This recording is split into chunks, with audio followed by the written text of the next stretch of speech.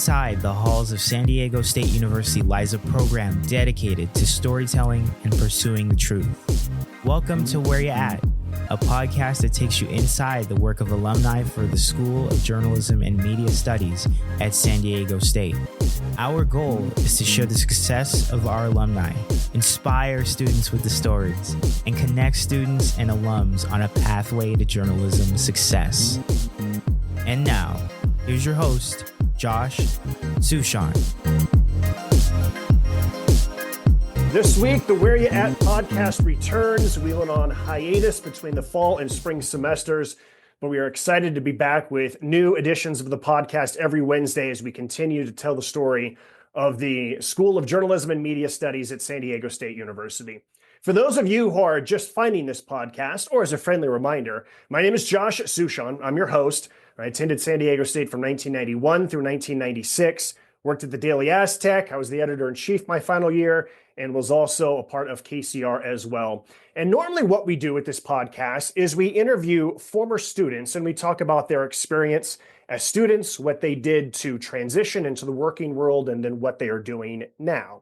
Again, that's what we normally do, but the first edition each semester, we want to try to give an overview of some of the new things that are happening or just the exciting things that are happening. We like to talk to a member of the faculty, and so it is my pleasure to welcome Dr. Nathian Rodriguez. He is an associate professor, associate director at SCSU. He has been there since August of 2016, so it's about 8.5 years. Dr. Nate, welcome and thank you for joining us on the Where You At podcast. Hola, thank you so much for inviting me on the podcast. Yeah, so especially the beginning of the semester, I know that it's can be kind of crazy getting everything up to speed, so I really appreciate you taking time. But again, I want to give, whether it's future students, current students, alums, just kind of like an overview. What are some of the new exciting things that are happening right now at JMS that you can share with us? Yeah, well, thank you for that. JMS has been working really hard to try to keep up with all the current technology, the current state of journalism, the current state of PR, advertising, media studies. So right now what we're doing is we are looking at the classes that we are offering. We have now made each separate area in JMS its own degree plan.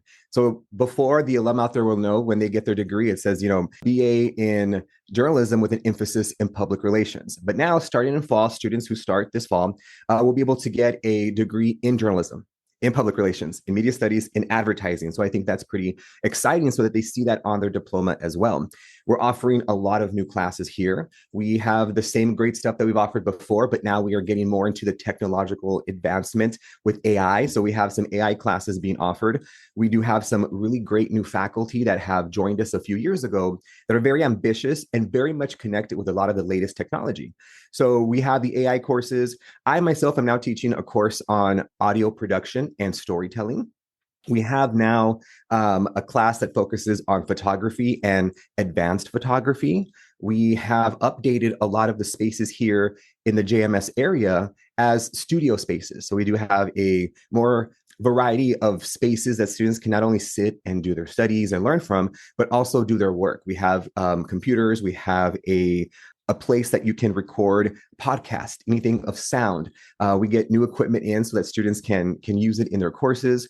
And just on the day-to-day, try to, prepare our students for what's coming for them in future occupations. So there's tons more things that I cannot recall at the moment, but just right off the bat, those are a few. Yeah, that's a really good overview. And there's a lot for me to follow up on. Let's start with this. You mentioned how fast media changes. And man, it changes so fast. In terms of keeping up, being ahead of things, what are some of the things that you and your colleagues and even students are doing to make sure that whatever the next platform is, whatever the next social media thing is, whatever the next recording device is, so that you guys can have students be prepared and that you are helping the students be at the forefront of this?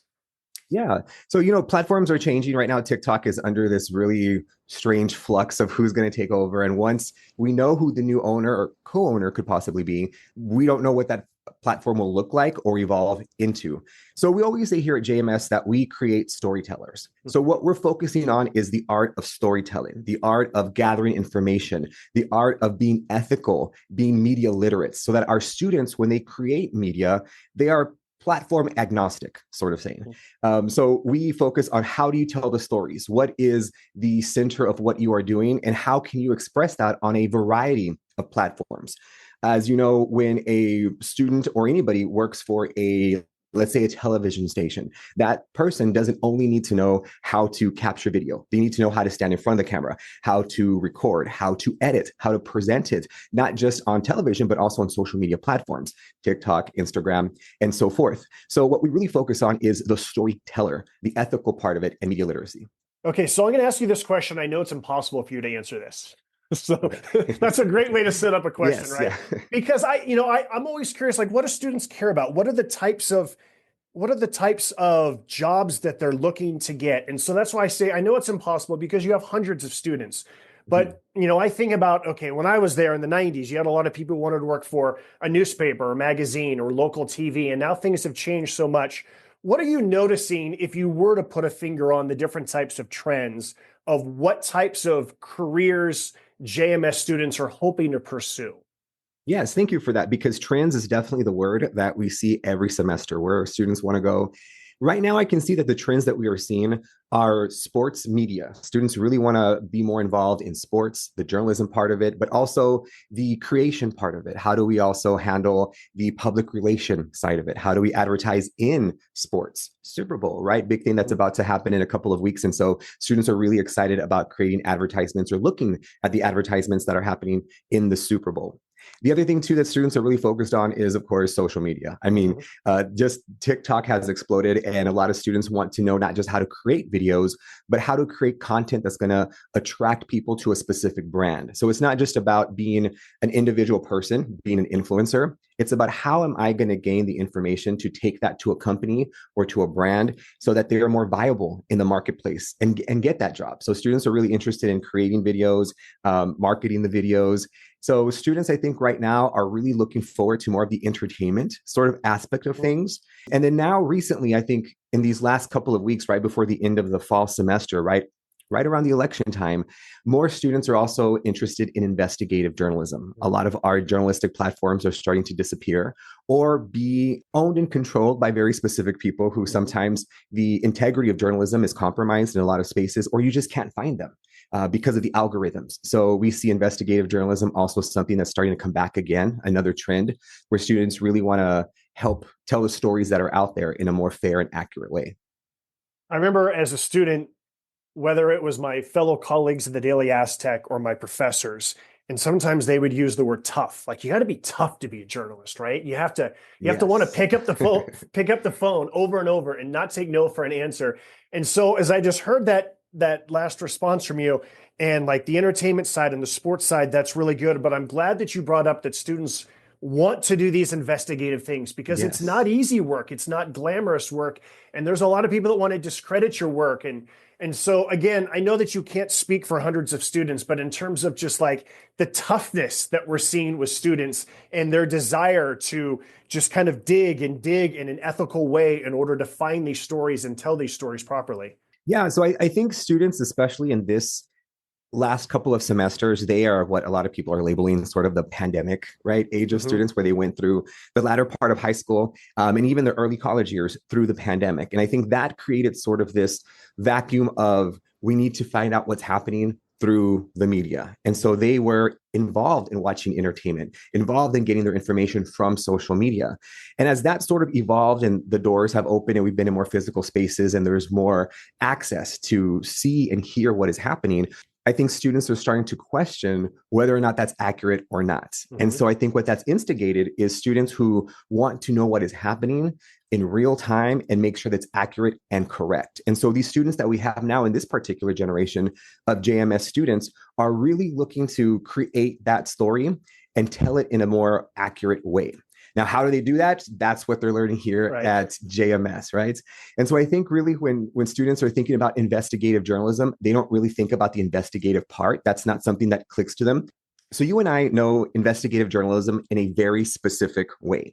And I think students right now, the investigative part doesn't really click to them because that's not how they see it. They see it more as going out there and finding the facts and telling it in a more ethical, social justice oriented, protecting the First Amendment sort of way. So for them, the toughness that you speak about is more about tenacity, right? They are eager, they are motivated to go out there. And of course, here at JMS, we do have a lot of professors and instructors who do come from the occupation, who've worked in the professional world before and are instilling those kind of tough and investigative skills to our students.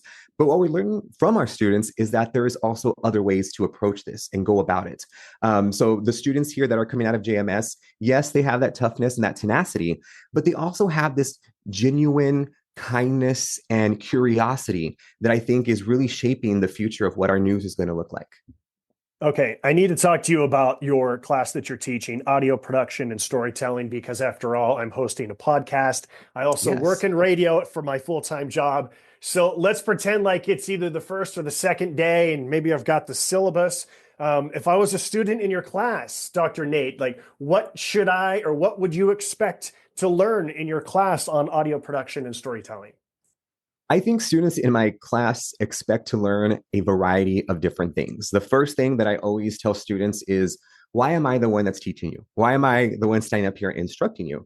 So I feel like I have to give some of my credentials. I've spent over 13 years in radio and broadcasting, a year at Univision. I've done everything from on-air talent to out in the streets with the street team promotion. I've also been a music programmer, a station program manager. I also did advertising sales. I was responsible also for the social media for the radio stations, the cluster that was there. At the end of my radio career, or towards the end, I was also operations manager. And then I was being trained for general manager before I went into the whole academic world. So I bring with me a lot of real world experience. I also bring with me a lot of the cultural identities that I possess. I'm unapologetically brown, queer, first generation, son of an immigrant, and very much deeply engaged with pop culture. So students are going to know right off the bat that this is who they're getting. And this is what informs the examples that I use in course, the way that I interact with students, and the comfort level. After that, of course, I give them an overview of what the class is going to be. And it's really about storytelling and sound production.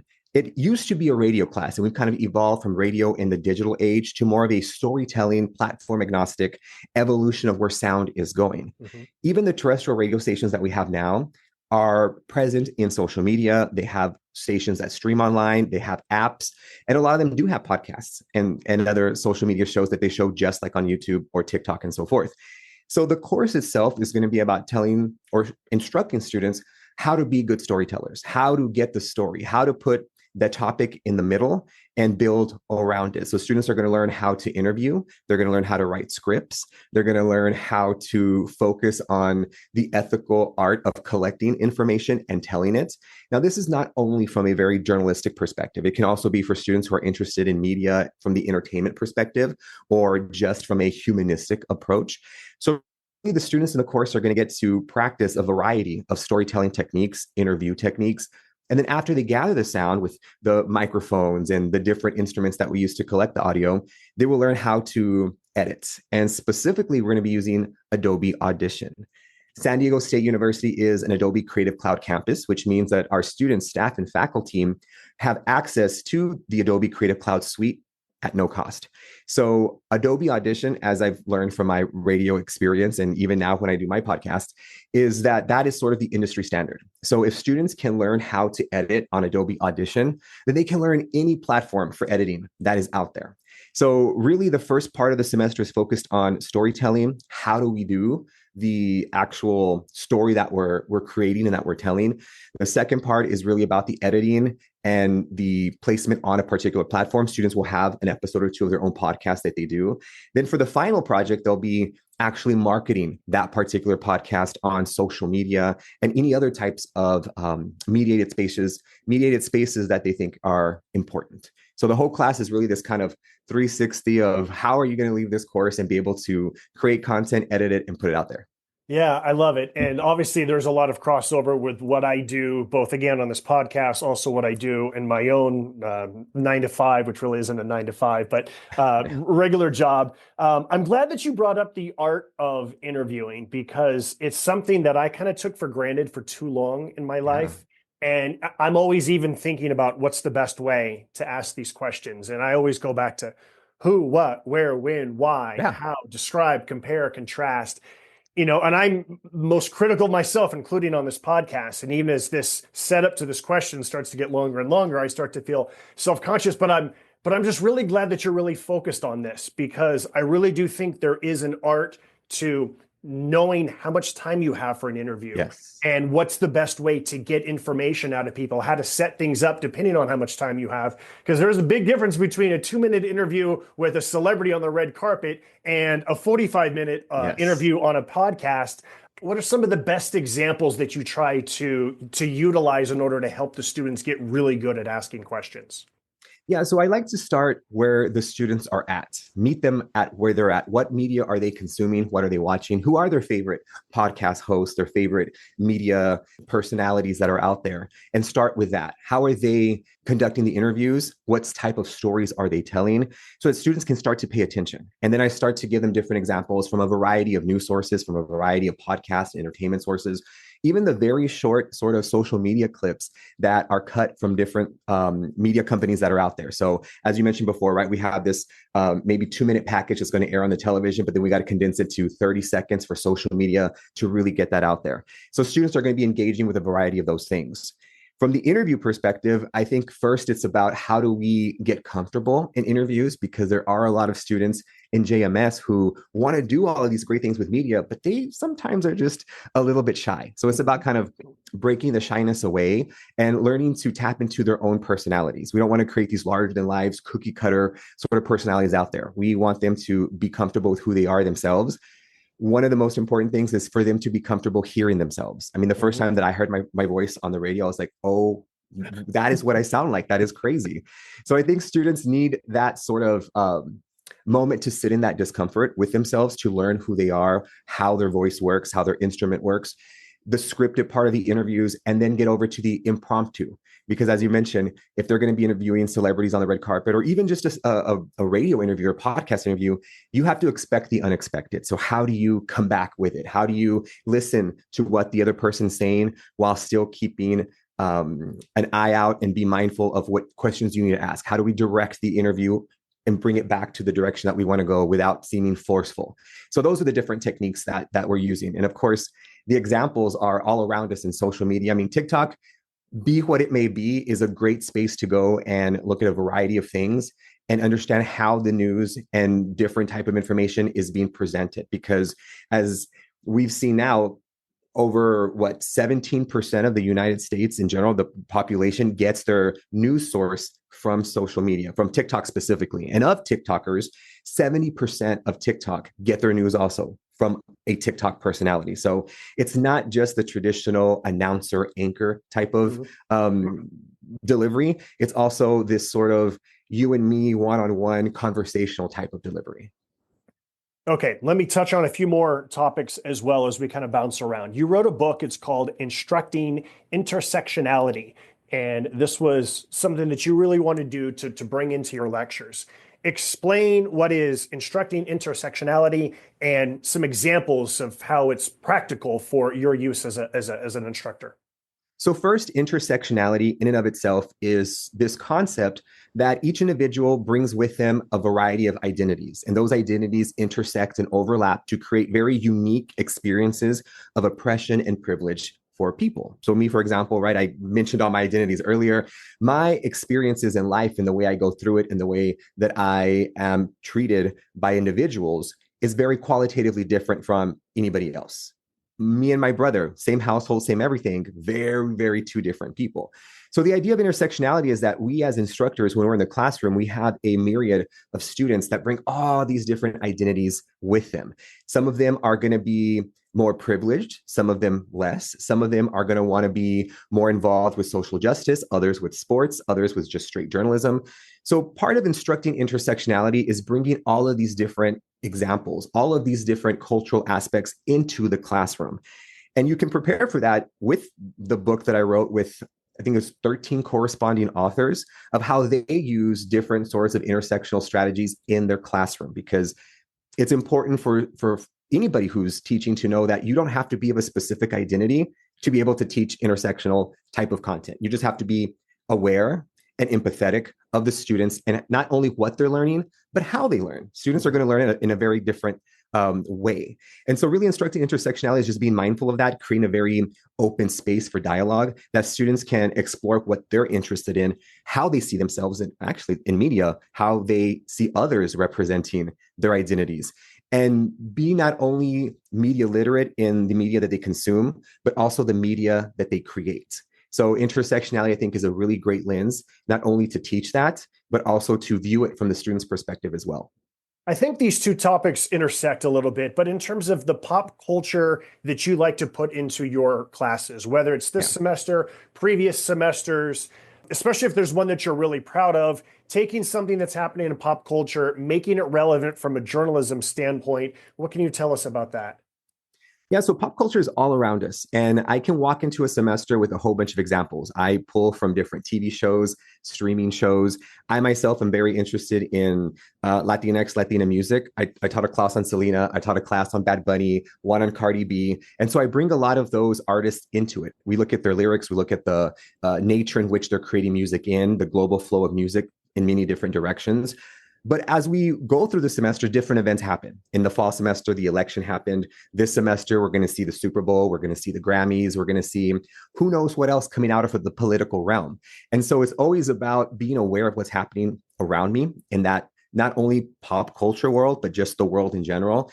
Students are going to be engaging and interacting with that on a daily basis. So I bring whatever's happening in real time into the classroom, introduce it, and let students sort of digest it, go through it, talk through it, and make that the example of what we're doing that particular week or that particular class period. So it's always sort of this iterative and real time back and forth. Coming up in a couple of weeks, it's very much going to be Grammy and Super Bowl oriented of here's what we saw in the ads. How do we look at that? Here's what we saw in terms of the TikTokers and the different media personalities that were covering these events and broadcasting them. So it's really this iterative back and forth in real time sort of strategy. I feel like I'd be remiss if I did not bring up the wildfires in Southern California, because this may not be pop culture, but this is a massive news story that's taking place, mostly in Los Angeles, but also in San Diego as well. I'm sure there's students who are impacted by this, professors who are impacted by this. It's a very scary time. And it also becomes a time where there's so much conspiracy theories, and there's so many questions about how are these starting and why are these not being put out fast, or what's the issue with water. And again, there just becomes a lot of misinformation, but also a lot of, well, wait a minute, that's video that doesn't seem to jibe with what I'm seeing officially. And I know we're only a couple of days into the start of the semester, but I'm just curious how much you can immediately take something major like wildfires and have those conversations in a classroom about the ethical way to find out more information and then disseminate that. You know, the wildfire is a really great example of how every single one of our instructors and courses can incorporate real world examples directly and immediately in their classroom. From the perspective of just an empathetic approach, it goes back to storytelling. How do we tell the story from a humanistic approach of what is happening to these individuals, how they're being impacted, but also getting very factual information? What are the sources that we go to? Who do you choose to even interview and put on there? Where do we as individuals who are reporting media get our information from? Are we getting it straight from CAL FIRE? Are we getting it from another news source like CNN, Fox News? Are we getting it from people on the ground? Or are we ourselves embedded in the middle of this action and giving a firsthand account? So those are things I think that students think of. Also from the AI perspective, are these images that we're seeing real? Have they been altered in any sort of way? Is this a picture of the fire that's actually happening now? Or is this a stock photo from long ago, because some news sites are criticized for doing that here recently? The other part of it too is students become curious when they start to see media and they see the reporters like actually by the fires. They're right there with the firefighters. So the questions arise of how did they get access? What do you need to do as a journalist to be able to participate in this reporting up close? So we have to tell them about the training that CAL FIRE gives. What are the proper techniques when you're covering disasters?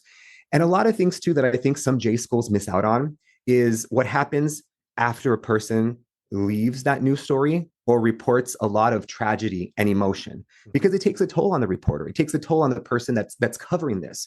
So we show students how to do it, but then not recover from it. Or what do they do after? What are some other more mindfulness? How do you take care of your emotional and mental health while you're doing these types of stories?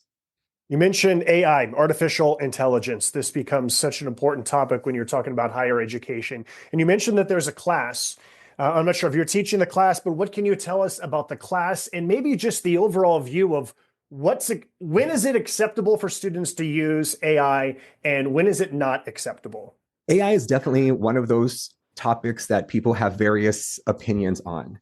And even here in the Journalism and Media Studies School, we have instructors who have a difference of opinion. Some instructors who are teaching more of this writing type of content will say, we don't want to use AI at all in our courses. So they'll put that in their syllabus and they say no AI.